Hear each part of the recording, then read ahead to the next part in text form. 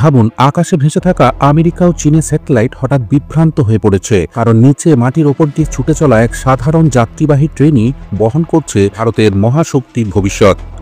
কল্পনা করুন, ট্রেনের জানলা দিয়ে কেউ ঝুঁকে দেখছে বাইরে, আর ভেতরে গোপনে তৈরি হচ্ছে এমন এক আঘাত যা শত্রুর মানচিত্র পুরোপুরি উল্টে দিতে পারে। 29শে সেপ্টেম্বর 2025 চাঁদিপুরের চলন্ত ট্রেন থেকেই সফলভাবে পরীক্ষিত হলো অগ্নি প্রাইম মিসাইলের।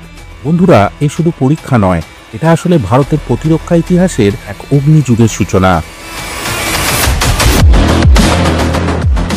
এই প্রযুক্তির ধারণা এসেছিল ঠান্ডা যুদ্ধের যুগ থেকেই। আমেরিকা আর সোভিয়েতরা ভেবেছিল ট্রেনের ছদ্মবেশে লুকিয়ে রাখা ক্ষেপণাস্ত্র কখনোই সহজে খুঁজে পাওয়া যাবে না, কিন্তু তারা হাল ছেড়ে দেয় খরচ ও রক্ষণাবেক্ষণের সমস্যায়। ভারত দেখালো দক্ষতা আর সাশ্রয়ী ব্যবস্থাপনা থাকলে এই স্বপ্নের বাস্তবায়ন সম্ভব।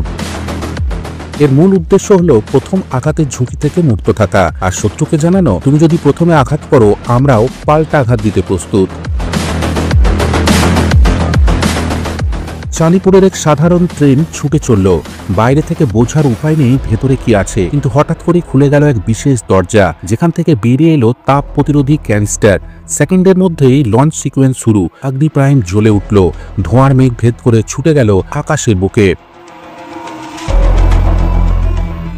2000 কিলোমিটার রেঞ্জ, 2 পর্যায়ে সলিড ফুয়েল আর ক্যানিস্টার ভিত্তিক দ্রুত প্রস্তুতি, সবকিছুই পরীক্ষায় নিখুঁতভাবে প্রমাণিত হলো।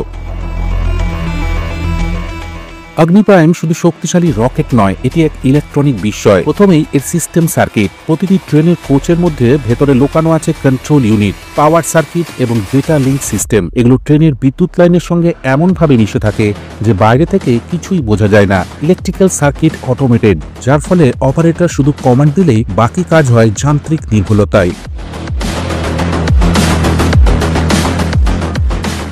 এর নেভিগেশন উপাদান। মিসাইলের ভেতরে আছে রিং লেজার জাইরোস্কোপ, অ্যাক্সেলোমিটার এবং জিপিএস IRNSS সাপোর্ট। ফলে শুধু নির্ধারিত লক্ষ্য নয়, চলন্ত অবস্থাতেও স্বয়ংক্রিয়ভাবে সংশোধন করতে পারে। আবহাওয়া, বাতাস, এমনকি ইলেকট্রনিক জ্যামিং, কোনোটি সহজে কে বিভ্রান্ত করতে পারে না। এরপর হলো কমেন্ট সিকোয়েন্স। লঞ্চ অর্ডার দিলে সার্কিট লক খুলে যায়, পাওয়ার বুস্টার সক্রিয় হয় এবং মাত্র কয়েক মিলি সেকেন্ডের মধ্যে ক্যানিস্টার খোলার সঙ্গে সঙ্গে ফায়ারিং প্রসেস শুরু হয়।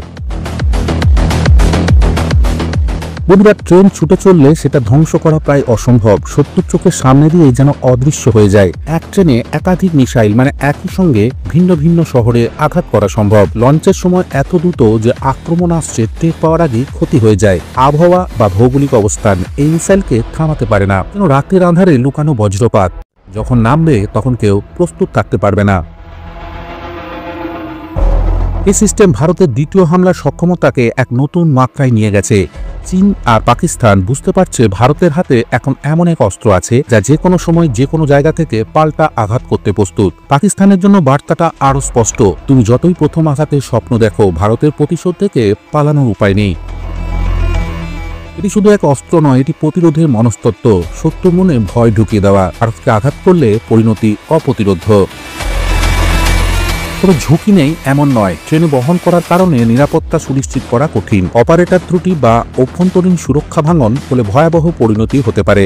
এজন্য DRDO তৈরি করেছে বহুস্তরীয় safety lock, cyber security firewall আর ফেইল সেফ সার্কিট। এগুলো সুনিশ্চিত করে যে কোনো দুর্ঘটনায় বা সাইবার আক্রমণেও মিসাইল হঠাৎ সক্রিয় হবে না। চলন্ত ট্রেন থেকে অগ্নি প্রাইম লঞ্চ, এটা শুধু এক প্রযুক্তিগত মাইলস্টোন নয়, বরং ভারতের কৌশলের এক নাটকীয় রূপান্তর। যুদ্ধ আর শুধু ট্যাঙ্ক আর বিমানে খেলা নয়, এখন এটা গোপন, দ্রুত আর অপ্রত্যাশিত আঘাতের খেলা।